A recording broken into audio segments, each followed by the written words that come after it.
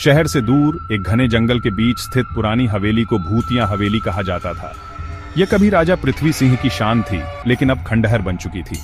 गांव वालों का मानना था कि जो भी इस हवेली में गया वह कभी वापस नहीं आया। 4 दोस्तों अजय, विक्रम, नेहा और सोनिया को रोमांच का शौक था। एक दिन अजय ने भूतिया हवेली का राज जानने का प्रस्ताव रखा। सोनिया और नेहा ने विरोध किया, लेकिन विक्रम के चुनौती देने पर वे मान गईं। रात 10 बजे चारों ने जरूरी सामान लेकर जंगल की ओर रुख किया। रास्ता डरावना और सन्नाटे से भरा था। अजीब आवाजें सुनाई दे रही थीं, पर अजय ने सभी को शांत किया। जंगल पार करते हुए उन्होंने हवेली का धुंधला आकार देखा।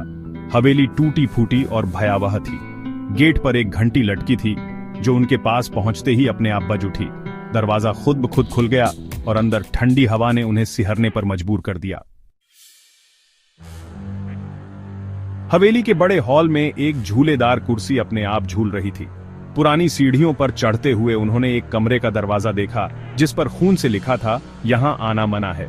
जैसे ही अजय ने दरवाजा खोलने की कोशिश की, पीछे कदमों की आहट सुनाई दी, पर कोई नहीं दिखा।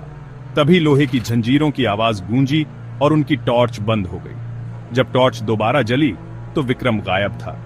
नेहा ने घबराकर पूछा, विक्रम कहां गया? अजय ने उसे ढूंढने की बात कही और वे अलग अलग दिशाओं में विक्रम को ढूंढने लगे।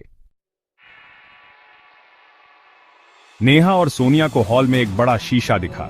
शीशे में उनकी परछाइयां हंस रही थीं। घबराकर उन्होंने भागने की कोशिश की, लेकिन सभी दरवाजे और खिड़कियां बंद हो चुकी थीं।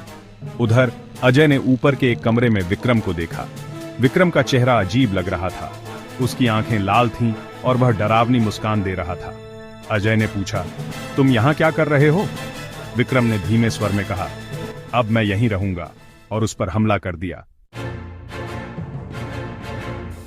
हवेली में गूंजती हुई एक डरावनी आवाज सुनाई दी, तुमने मेरी नींद खराब की है, अब तुम यहीं रहोगे। नेहा और सोनिया ने मिन्नतें की, लेकिन उस आवाज ने उन्हें चेतावनी दी कि कोई भी यहां से बचकर नहीं जा सकता।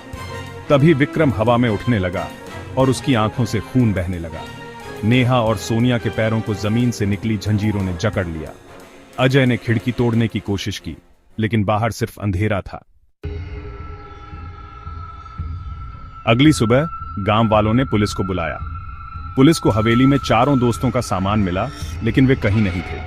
कैमरे में आखिरी रिकॉर्डिंग सिर्फ चीखों और अंधेरे की थी।